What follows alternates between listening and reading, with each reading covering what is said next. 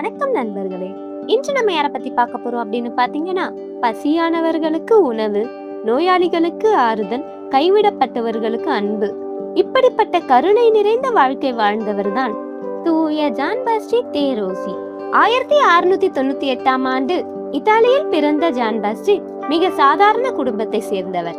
வறுமை இருந்தாலும் இறை அன்பிலும் சேவையிலும் வளர்ந்தார்.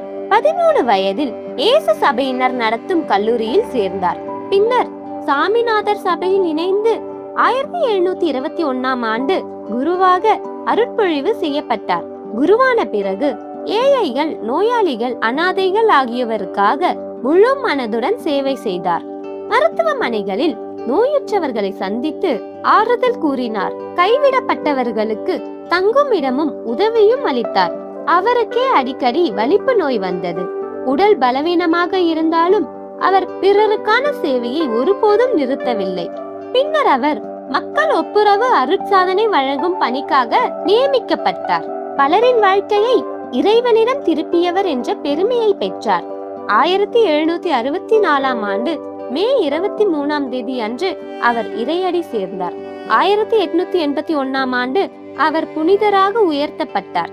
தூய ஜான் பாஸ்டிக் நமக்கு கற்றுத்தரும் மிகப்பெரிய பாடம் என்ன? சமூகத்தின் மீது அக்கறை கொண்டு வாழுங்கள்.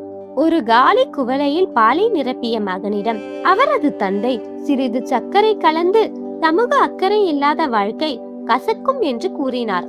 ஆம், நம்மை மட்டும் நினைத்து வாழாமல் பிறரின் துன்பத்தையும் கவனிக்கும் மனம் நமக்குள் இருக்க வேண்டும். தூய ஜான் பாஸ்டிக் எங்களுக்காக வேண்டிக் கொள்ளும். ஆமேன்.